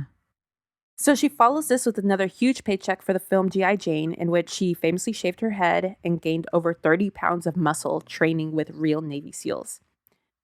After G.I. Jane, she says that she was just fucking tired, so she I didn't bet. so she didn't work out as much, and she started eating whatever her body needed instead of being like on a diet. She wanted her body to settle into where it wanted to be naturally instead of exerting this control to try to like forcibly like mold it into something. This actually finally allowed her to get a handle on her eating disorder. This was unfortunately right around the time her mom died. Hmm. And at the same time, despite Bruce basically moving with the girls to New Mexico to support Demi while she spent the last few months of Ginny's life with her, they decided to separate. Wow. That made me feel really good about Bruce too, because he was like, we're not together, but I'm going to come move in like with the girls. Right. We're a family. We're going to be together. Right. After that, Demi became a stay-at-home mom for the next 5 years, and Bruce moved to the house across the street so that the family could remain together. In 2003, Drew Barrymore coaxed Demi out of retirement for Charlie's Angels 2, where Demi's hair and body should have been nominated for an Oscar for Best Supporting Actress. Very, very true. This is also when she met a hot young actor 15 years her junior named Ashton Kutcher. She met him at a party while he was in New York to host SNL. That night, they stayed up all night talking after all the guests had left, and they fell asleep next to each other on the floor. They then began texting nonstop for weeks on their sidekicks. Shout out to you, Stef. Oh, the game I played on that sidekick. What a throwback. Single Stef. Demi says that the sexual connection was transcendent. Oh, damn. Because it makes sense because for the first time, she felt comfortable in her body. Like she didn't have, well, I don't know if you ever get over an eating disorder, but like it wasn't active, right? It was like dormant. Well, she's older. She's just more confident, I'm sure. Yeah. Yeah. And she's had her girls, she's like, yeah, she good. Eventually, she flew Ashton out to Idaho on her plane that she still shared with Bruce so that he could meet the girls. She let him fly back to LA on the plane because Bruce needed it. So she ended up telling Bruce, just so you know, I let my friend Ashton Kutcher use the plane in case you run into him, like when one is getting off and one is getting on. And Bruce, thinking that Demi had flown Ashton in as a present, like / surprise for the girls, because they had done that, or she did that with Aaron Carter. How funny. For one of the girls' like birthdays, like she flew him out and he like performed for them. So he thought that she was doing the same thing with Ashton, and he texted her back, "You're such a good mom." Oh shit. Meanwhile, she and Ashton are head over heels in love. Plus, Ashton fit in very well with the family. The girls loved him, and he was eager to fill that role of stepdad because I guess he had like a really great stepdad that was like real special to him. So he was like, I would love to be able to do that for your girls. Yeah. Plus, he and Bruce and Bruce's new wife got along really great. He seems real laid back, He seems real romantic. Like she talks about how he would leave her Post-its that would just say like, "You're beautiful, you're special." Aww. Like every day he would leave her like a Post-it of just something to like pick her up that day. And yeah. And plus he's fun. Yeah. And he's young. He's fine. And he's fine as fuck. Yeah. And he's adventurous. And I 100% Good get it. for her, yeah. He seems annoying to me. Uh-huh. But whatever. But I would hit it for sure. So anyway, Ashton and Demi quickly move in together to Ashton's bachelor pad in Beverly Hills because her kids kind of needed a break. Like they needed a change of scenery from Idaho anyway. And then my favorite thing in this whole book is this. Demi ran into January Jones at some function. And January and Ashton were in a really serious relationship when they first moved to LA. And January did a movie with Bruce right around the time she broke up with Ashton. And Ashton was convinced that she was sleeping with Bruce. Like they would fight about it all the time. And it like eventually, I mean, among other things, like led to their breakup. Yeah. So Demi asked January, and January said, quote, "Are you serious? I told him 100 times I didn't want to fuck that old man." Oh, shit. January Jones is spicy. Yeah. Anyway, so the couple infamously make their red carpet debut along with their whole ass extended family at the Charlie's Angels premiere, and the world goes fucking crazy. Demi was both praised and dragged for dating a much younger man. But she was pissed because Bruce had just married a woman 23 years younger than him, and he got like little to no heat. Yeah, no one cared or blinked an eye. Right. Anyway, so Demi at 42 is desperately trying to show Ashton that she's down. So when Ashton said, "You know, I think alcoholism isn't a real thing. Anyone can overcome it with their minds," Demi starts drinking again so that she could be that fun girl that it seems like he wants that and he craves that. Right. She then discovers that she's pregnant. Okay. And it's a girl. They name her Chaplin and they start decorating their nursery and getting ready for their new addition. Aww. Ashton is absolutely beside himself, and he proposed to her with a vintage Cartier ring. Ooh. However, the happiness soon turns to tragedy when at 6 months, no heartbeat is detected. That's a long time. That's She sad. was really pregnant. There's a photo of her in the book where she's like real pregnant. Wow. That's when Demi really starts drinking again Aw. because she's in mourning. Right. So she kind of uses that as an excuse to herself. She and Ashton, soon after that, get married in a ceremony at their home. But it gets real bad. Like one day at a party, she was wasted in a hot tub and kept passing out. So she kept slipping under. And Ashton was furious. So he shamed her by showing her pictures of her passed out with her head resting on the toilet from the night before. Oh my God. Yeah. That's cool. So she quit again. She thinks that the problem with her marriage to Bruce was that she was real aloof when he was like, "I don't know if I want to be married." She was like, "Okay, I'll be fine." Right. You know, she was kind of like this independent woman who didn't need no man. So she was like, she wasn't going to make the same mistake with Ashton. So she was real like needy and she would want to be together all the time. And it seemed like he was cool with that. Yeah. And it does seem like he wanted that. But after a while, he sort of needed his space. And Right. she didn't get that. Anyway, she also had dental surgery and was given Vicodin. At first, she used it like normal. Then she was also dealing with a back injury at the same time, and one thing led to another, and she was taking 12 pills a day. Oh, shit. It came to an end one day when she scared herself because she couldn't remember how many she took, and she couldn't breathe. Oh, shit. She didn't tell anyone until the next day when she told Ashton, and he asked if she needed help, and she said no, that she would handle it alone. So Ashton took off for work for a week, and she stayed at home and detoxed herself alone in deep withdrawal. Holy shit. When Ashton comes back, he says that he would like to bring a third party into their marital bed. Demi, still trying to be that fun girl, agrees. It seems like they had two different regular things going on with like two specific girls. Okay. She was on a film when she heard that the tabloids had a story that Ashton cheated on her with a 21-year-old woman who had the receipts to prove it. Demi was livid because she knew exactly who the fuck it was. This bitch slipped Ashton her number at a bowling alley while she was there with her mom and younger sister, and Ashton and Demi were there with their girls. Holy shit. And Ashton told Demi about it, like when it happened, and he laughed it off, and he was saying like, "Oh, it's so gross that she would do that. Like, how thirsty is she?" Yeah. Then he turns around and pursues her. Wow. Yeah, he sucks. And then Ashton said it wasn't his fault because the lines got blurred after they started having threesomes. That's right. That's what came out in the news, and I was like, Yeah, what a piece of shit. Yeah. Good luck with that, Mila. Demi and Ashton chose to publicly ignore the story. Meanwhile, they are absolutely desperate to get pregnant. They're trying for years at this point. They do several rounds of IVS and nothing is sticking. Finally, they decide to use an egg donor. quote, "We were in Idaho for the 4th of July when I found a donor who is a perfect match. I showed Ashton her picture. He said we should go for it. That was on a Tuesday. On Thursday, we started filling out the paperwork. On Sunday, we were out walking by the river when Ashton told me, quote, I don't think I can do this and I don't know if this is working." Wow.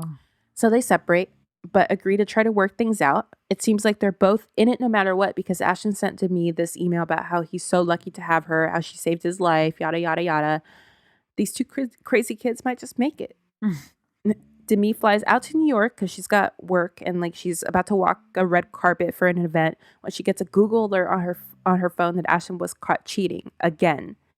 At first, she thought it was the same story as before, but then she realized this was a whole new allegation. She called him and said, "Are you fucking kidding me?" And he admitted it right away. It happened on the weekend of their 7th anniversary, which was also Danny Masterson's bachelor party. Oh, more on that motherfucker later. Yeah. So that was it. It was over between them. She hadn't told the girls about the problems they were having, and she had been hopped up on hormones from the IVF. Mm-hmm. And the two younger ones, Scout and Tallulah, were both teenagers, so tensions were high and they weren't really on speaking terms. Scout was doing her own thing in college, and Tallulah had been caught drinking underage. And when Demi came to get her at the police station, Scout was under the impression that Demi was more concerned about how this would play in the press than about how Tallulah was doing herself. Demi says that she just worried that TMZ would pick up the story and Tallulah would forever be associated with this stupid mistake that she made at 16 or whatever. Right. And TMZ did pick up that story. Right. But Tallulah felt some type of way about it, like about how Demi had acted. And when she told her dad, Bruce took her side and she moved in with him. So now Bruce also wasn't speaking to Demi. That brings us to the beginning of today's story and the Whippet scandal. After that, the girls didn't speak to her for 3 years. She went to rehab. She spent time alone. She basically walked to earth. But time, I guess, really healed those wounds because the family seems to be super united. And Demi and the girls and Bruce and his wife and his 2 new babies all seem like one big happy family complete with matching pajamas. Wow. And that's the story of Demi Moore, according to her. Damn. Yeah, she's like, she's never the villain. Yeah, she's certainly never the villain. That's fucking crazy, dude. I feel bad for her marriage to Bruce. Like, if that would have worked out, maybe she would have been all right. But they seem happy together now. Yeah. I guess it worked out in its own way. Right. I would love for them to get back together, though. I know, me too. But no, because now he's got 2 married, little kids. right? Yeah. Has he been married more than once after her, or just the one time after her? Just the one time. Oh, okay. Oh, and he has 2 other kids? Mm-hmm. 2 little tiny babies. And he's in his 60s 60s? Now. Yeah, that's tough. Mm-hmm. Oof. Yes, sir. That was self-reliance. The kind we can all use. It's hard work to become self-reliant. All right. I'm up. All right. I'm going to do the story of the Kim Kardashian Paris robbery. Yo. Paris robbery. Pumped for this one. The Parisian robbery. Okay. So for this, I used a Vanity Fair article by Mark Seal, and I watched the Keeping Up with the Kardashian episodes where Kim talks about this whole thing. Okay. If you don't know who Kim Kardashian is, I don't know what to tell you. You might be deceased, legally deceased. Yeah. Legally blind. How much is rent under that rock that you've been living? For real. Kim is American media personality, businesswoman, socialite, and model is how I see her described. Okay. She was originally noticed around LA due to her friendship with Paris Hilton, but following a sex tape, a reality TV show, spin-offs, and a marriage to multi-Grammy winning musician, she has become a superstar in her own right. Mm-hmm. Superstar. Kim Kardashian, superstar. Superstar. Yep. Kim's career itself is dramatic, and I think there's an episode in there somewhere, especially because of all of her family and the different characters in her life. Oh, yeah. We're going to have to make a chart for that one. Seriously. It's exactly why the show's been on for 12 plus years now. Mm-hmm. Damn, really? 12 years? Yeah, it's crazy, right? It started in like 2007. Wow. Right? Does that add up? No, doesn't add up. They have writers, right? Of course. I mean, they don't say they do, but of course credited. They do. They have to have credited writers, no? Oh, I don't know. I don't know about that. So I want to talk about the Paris hotel heist, which went down just 3 years ago in 2016. Mm-hmm. Kim was in Paris for Fashion Week, which on that year began on September 26th and was going to run until October 5th. Mm-hmm. Kim wasn't a fashion icon until she began dating Kanye back in 2012.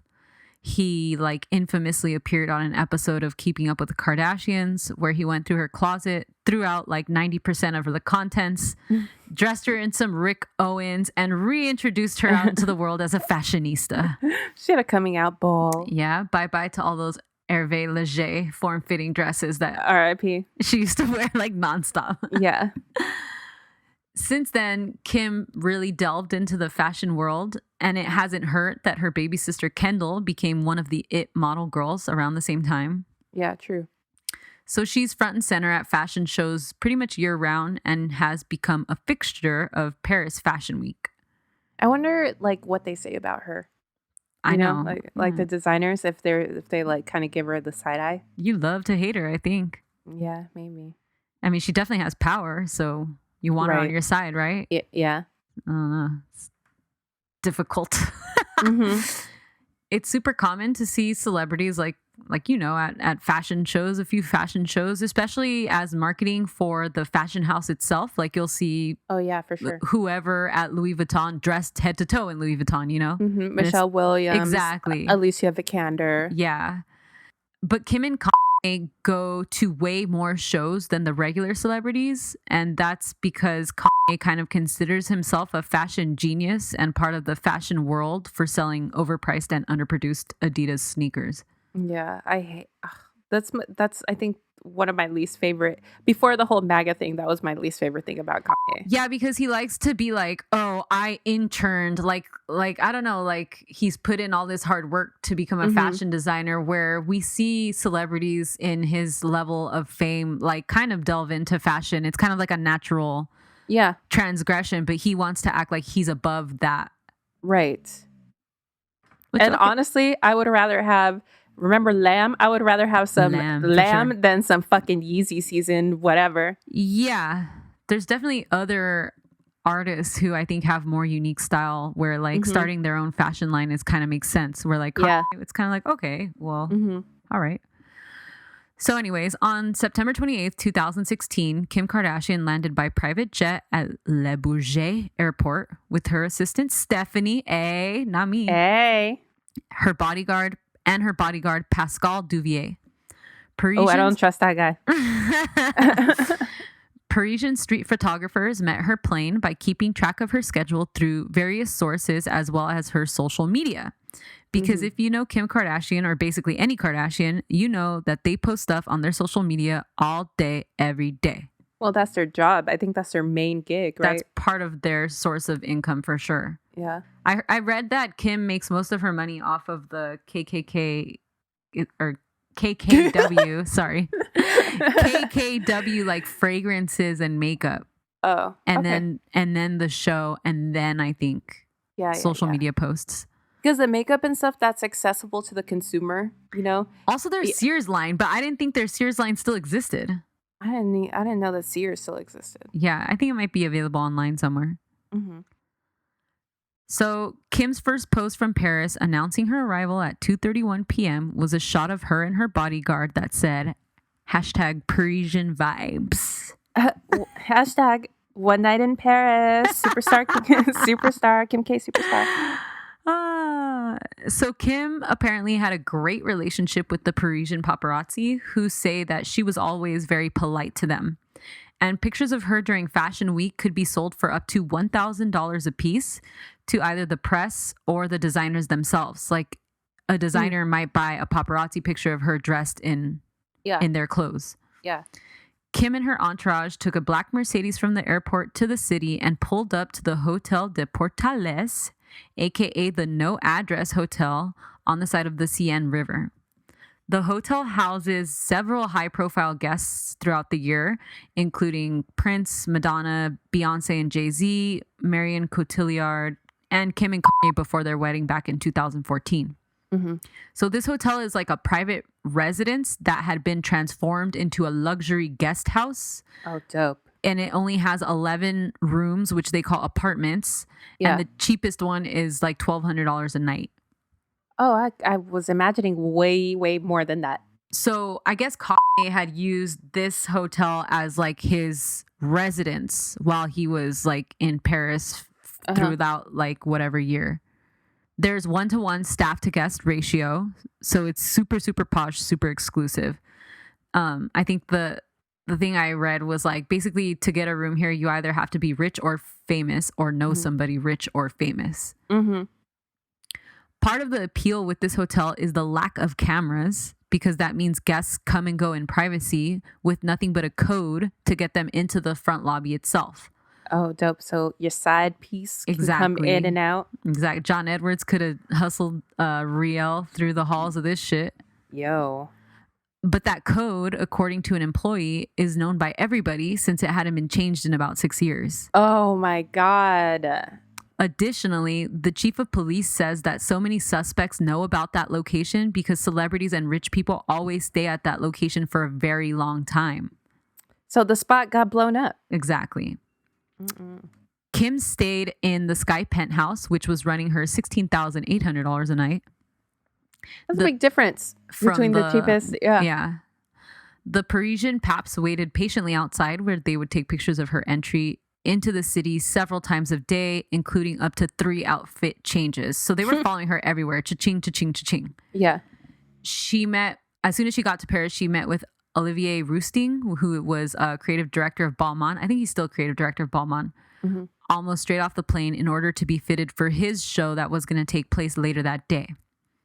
At 6 p.m. that first day, she ate at L'Avenue restaurant, where she was assaulted by Vitaly Seduk, who we talked about last week. He's that Ukrainian prankster who targets celebrities. Oh, that fool. Yeah. Remember May talked about how he grabbed Justin Timberlake's leg at the Louis Vuitton show a few weeks ago. Oh, what did he do to her? So when Kim was arriving at this restaurant, Vitaly sprinted over to her and tried to literally kiss her butt.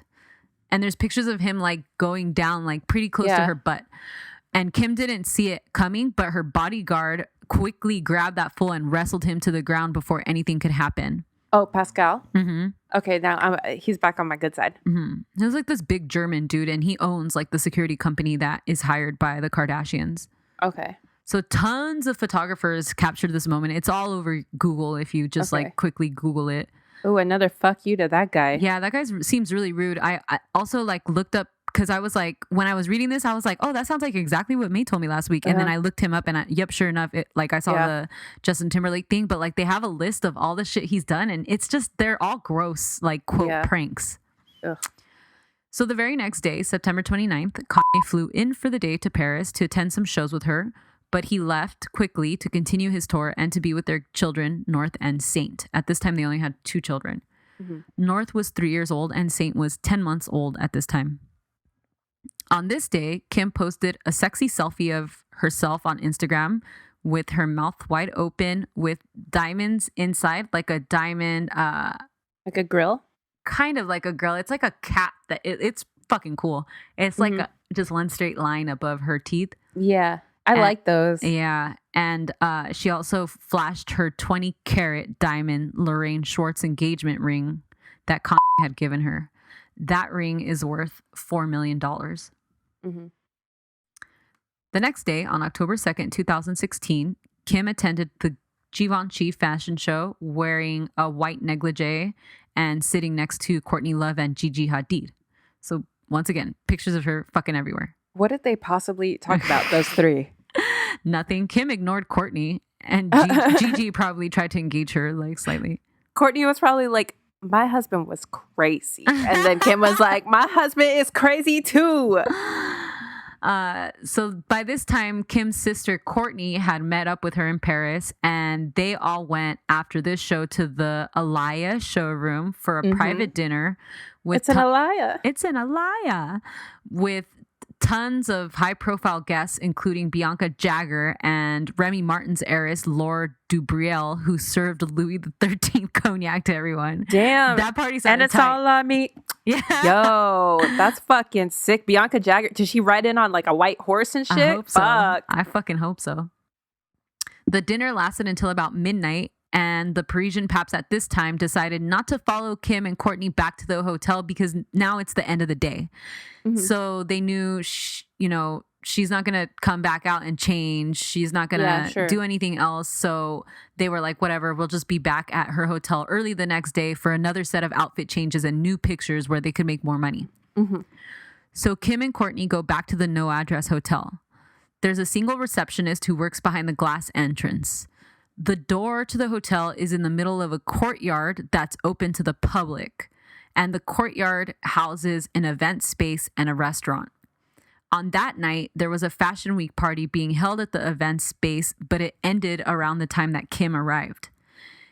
Guests of that party said that the receptionist would ask, "Oh, are you coming to the party?" And if they said yes, they'd be buzzed in right away. So they cleared out pretty soon after Kim arrived, and Kim had arrived with her longtime stylist Simone Harouche, who is that like platinum blonde short. If you've ever seen the show, she used to be on it. I've seen her before in Melrose. She has a short bob and it's like platinum blonde. She's a white girl. I don't know. She's their hairstylist. Okay. So when Courtney arrived, she changed clothes to go out to a club with their younger sister, Kendall. But Kim decided she wasn't going to go. So she went straight up to her room by herself. Because Kim doesn't drink, huh? No, she doesn't drink. See?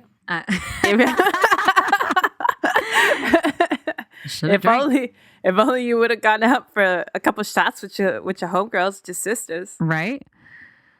So Kim started Snapchatting from her room, showing herself on her own Snapchat, having like FaceTiming her brother Rob, because Rob at this time was expecting a baby with Black China, and it was like actually their baby shower. Okay. So Kim's like FaceTiming him and she's putting it on her Snapchat, and like it's pretty obvious she's alone. Like there's not people around. She's like in a robe. Right. And it's late. Right. So just after 2:00 a.m., 3 bandits arrived at the hotel on bikes wearing fluorescent security bibs, kind of disguised as police officers. Scary. It's really scary. There's a lot of speculation that they had been tracking Kim through both the paparazzi shots throughout the day and all of her social media, because Kim has like at this point 85 million followers on Instagram alone. The police also instantly knew that the men were locals who knew the streets of Paris well, because they had arrived on bikes and left on bikes. And I guess in order to navigate through Paris and the alleys and everything, you pretty much have to have it down. 14 minutes after the first 3 men arrived, another 2 arrived on foot, and That's a shit ton of people, man. I know. This is some Ocean's 11 shit. 1 minute later, a 6th man arrived. So there were 6 men total that arrived. Jesus. Yeah. The first 3 thieves confronted the hotel's night receptionist, who was a 39-year-old man from Algeria. He opened the door for them quickly, thinking that they were police because they were dressed like police. Oh, sure. So he was like, "Oh my God, what's going on? Yeah. Come in." And as soon as they came inside, they cuffed him and they put a pistol up against his back. One of the men asked him where the security cameras were, and he was like, "There aren't any." There aren't any. And they were like, "You're fucking lying." Like, I guess they were being super aggressive. And then they asked him, "How many rooms are there? How many safes are there?" And then he was like, "There's 11 or something." And they were like, great. We have time to do them all or whatever. Then they asked where West was, and the receptionist told him that he wasn't there. And then the thieves got really aggressive with him, and they were like, "Don't fucking play with us. What about the wife of the rapper?" And so then he told them the penthouse, and they dragged him to the penthouse with them. At this point, Kim was awake in bed by herself in a bathrobe. Her bodyguard, Pascal Duvier, had gone off to guard Courtney and Kendall at L'Arc Paris nightclub. I guess this wasn't uncommon, according to her family, because the security guard would often go with other family once somebody was safely in their room, once Kim was safely in her room. Yeah. And I mean, hindsight is 2020, but like, right. That makes sense. She's in the room. The hotel has Right. security. The door to her suite had a single lock on it with no belt, and the thieves forced the receptionist up to the room and to open the door. Kim heard somebody and called her security guard. Then she heard more ruffling. So it sounds like she heard the commotion like downstairs, and she called her security guard. And then she heard them like at her door and she said hello, and then everybody burst into her room, including the receptionist that at this point was tied up. She started screaming, and she says that they grabbed her by the feet and pulled her out of the bed while holding a gun to her face. This is fucking crazy, right? You know what's crazy? That this wasn't a bigger story than it was. Yeah, I mean, I think so for sure. I remember thinking like, is this for real? I'll get to that because there's a lot of, some people speculated that it was fake. Yeah. But I mean, I don't know. So at this point, Kim is hysterical. She's crying. She's screaming. She said to the men, "Don't kill me. I have babies. Don't kill me, please. I'm a mom. Take whatever you want." And when she's recalling the story on Keeping Up with the Kardashians, she says that I thought I was going to die. Like at that moment, I thought I'm going to be killed in any second. The receptionist then kind of became a translator because the thieves were yelling in French and Kim is speaking English and they're telling her to shut the fuck up. And he's like, she doesn't understand what they're saying. So he starts telling her, please calm down. Please calm down. They want you to be quiet. And he says that like while she's crying and freaking out, she asks him, are we going to die? And he's like, I don't know. Oh my God. Ugh. The thieves then began yelling that they wanted all of her money, but she only had 1,000 euros on her. So she gave it to them and then they weren't satisfied. Like they kept asking for her money. And she's like, I don't like, that's all I have, you know? Right. And one of the thieves then started asking her for her ring. So she knew that they for sure had come for at least that engagement ring. And she said that she like walked over to the where it was and like handed it to him, and he asked her how much was it worth, and she was like, I don't know. And then he just put it in his pocket. Then the thieves all pushed Kim onto her bed, and then also remember she's in a bathrobe naked underneath. So yeah, oh my God, so you're at your most vulnerable, right? And you must think like I'm gonna get raped or something, right? Yeah. So she says that they pushed her on the bed and they bound her wrists and ankles together while still yelling at her to where's the rest of your money? Like, where's your money? And she says she kept screaming. So they taped her mouth shut with a piece of tape that wrapped all around her head. And then they taped her legs to keep them together as well. And then they dragged her into the bathroom floor and shut the door. Okay. I feel like if I'm her, then okay, if they wanted me dead, I would be dead already. You know, they wouldn't have locked me. Well, she says that she still thought, she said that when she was in the bathroom floor was when she was like, okay, I'm gonna die. Like she was like kind of trying to like come to terms with it. Like they're gonna kill me. And then she says that she started thinking about Courtney because she thought like Courtney's gonna come and like find me dead like this. Yeah. Oh shit. And so she starts like she's just, I mean, she hasn't stopped crying this whole time. Yeah. And then like you're running through all these scenarios in your head. Right. And it's like each scenario is worse than the last. Right. So at that moment, the receptionist who's still in the other room with the thieves said that her cell phone started lighting up with calls from her security guard, Pascal. Mm-hmm. And he saw the name on the phone. So he started yelling at the thieves, do you know who that is? It's her bodyguard. If she doesn't answer, he's going to come here with the police. And this is what kind of prompted the thieves to just rush the fuck out. They found her jewelry box and took it, and they just bounced. And the jewelry box contained 12 other items, including 2 diamond Cartier bracelets, a golden diamond necklace, a Lorraine Schwartz set of diamond earrings, and a gold Rolex, which altogether were worth more than $6 million. Oh. Okay, I had imagined much more than that because the ring on its own is 4. 4, right? Okay. Kim was. Ooh, that's a haul though. Fuck like, yeah, and they were in and out in like 40 something minutes. They said. Wow. Kim, meanwhile, like hears that they're leaving, and she starts squeezing her hand out of the ties, the ties that were made, and she was able to get her hands free. So then she ripped all the tape off her legs, and she started screaming. Like she got out of the bathroom, and she just ran to the balcony screaming for help. After realizing, like she tried to grab her phone, and she was like, I don't know what the emergency phone numbers are in Paris. Like she's like, I can't call 911. There is no fucking 911 here. Is it 999? I don't know. It's different in every country. I think it's 999. In Paris? In France. Oh, in France? I don't know.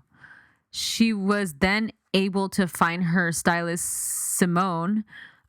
Simone had been in her own bedroom downstairs and she heard all of the commotion. So she locked herself in a bathroom and she was like calling the security guard over and over and over and over again. Yeah. The police then showed up shortly after and they sealed off the entire hotel, gathered evidence, and interviewed everyone. After signing a sworn statement, Kim was allowed to leave the country in the early morning hours. Like I think she left around 6.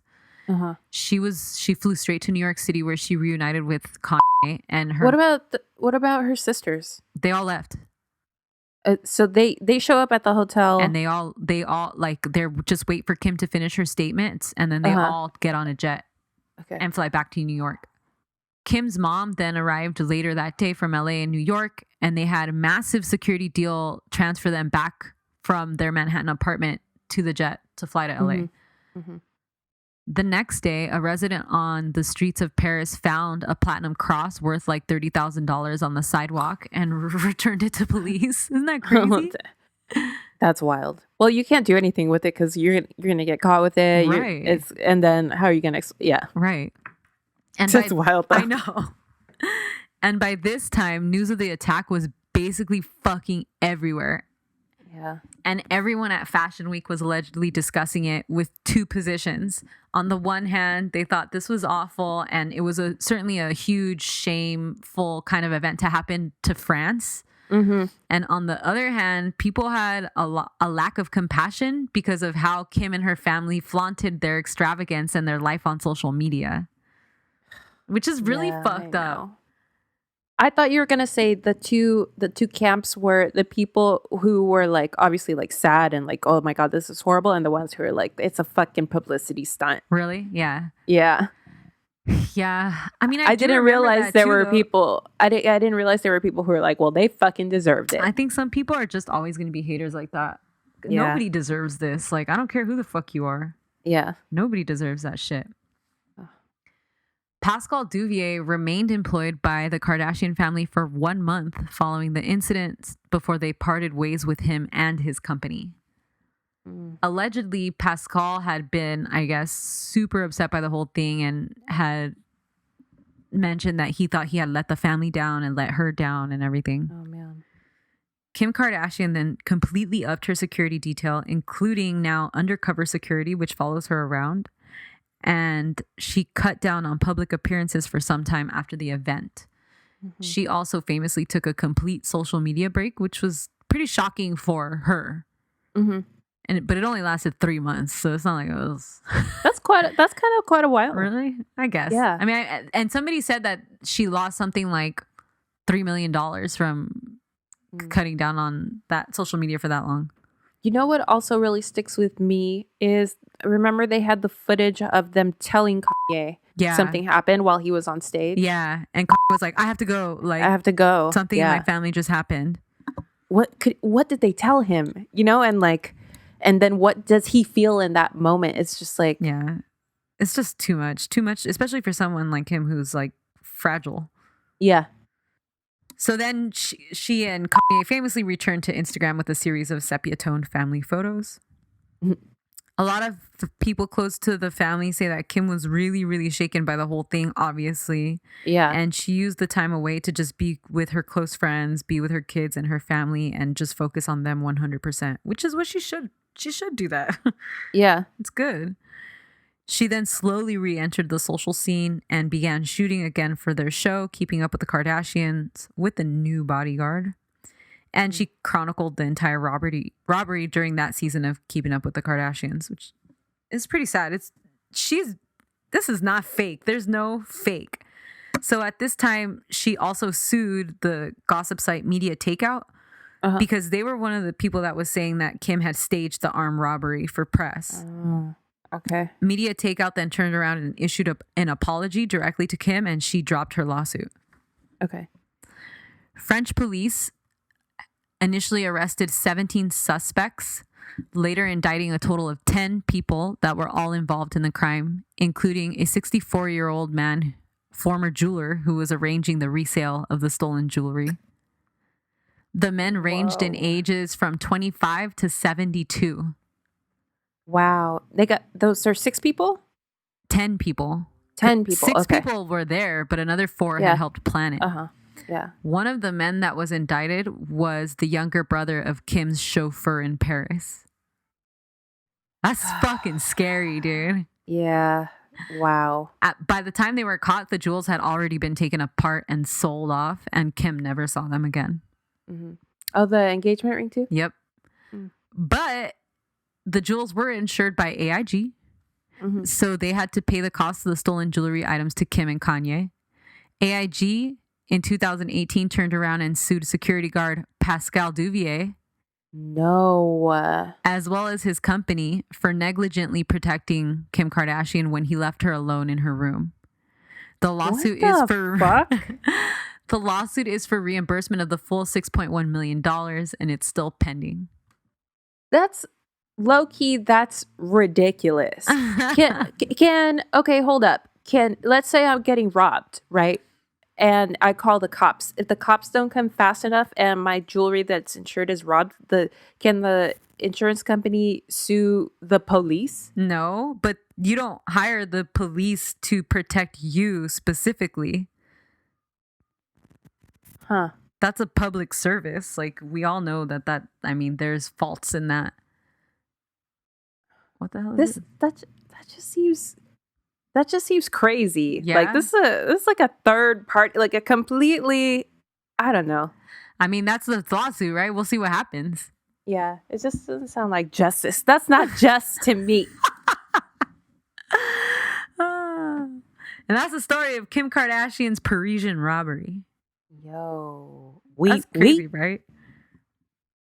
Yeah, that shit's crazy. It's scary. Like I feel for their whole family. That must have been That was shocking and like. Yeah, that was one of the times when definitely like I felt compassion for her, like in a way, like her family seems to live in this other planet to me. Yeah. But it was one of those things that kind of like brought her down to earth for me. Right. Like as like a regular person, and I was like, fuck, this is awful. But like, when was the last time we had a celebrity be the victim of a violent crime like that? Fucking, You know? dude, never. Like, never. So Yeah. I'm like, how are we still not talking about like this? It should be like a constant. I don't know. Right. It's just weird. It kind of like came and went. Right, totally. Like it was just kind of like brushed under the rug. And their Yeah. family is really powerful in the way that they portray themselves within the media. So I don't know if that has something to do with Right. it. And maybe there's like a bigger picture there. I think she was Yeah. going through a super hard time. Maybe she didn't want to keep revisiting it. True. They definitely tailored the way that the story was told by having it told on their own show, Uh-huh. you know? Right. Which is how they do like Everything. every story. Yeah. So, I mean, that might be why, you know? Yeah. Oh man. That was crazy. Say foo, right? That's how you say crazy over there? How the fuck am I supposed to know? All right, guys. Well, je m'appelle le Drama Club. Your name is the Drama Club. Yeah. Thank you for listening. Hit us up on Instagram and Twitter at Drama Club Pod, and on the website dramaclubpod.com. Shoot us an email, dramaclubpod@gmail.com. On the hotline, 505-539-0556. Buy a sticker. Leave us a review wherever you listen to podcasts. And we'll talk to you on Monday for our Afternoon Delight episode. Bye. Bye. However, whatever with your helmet.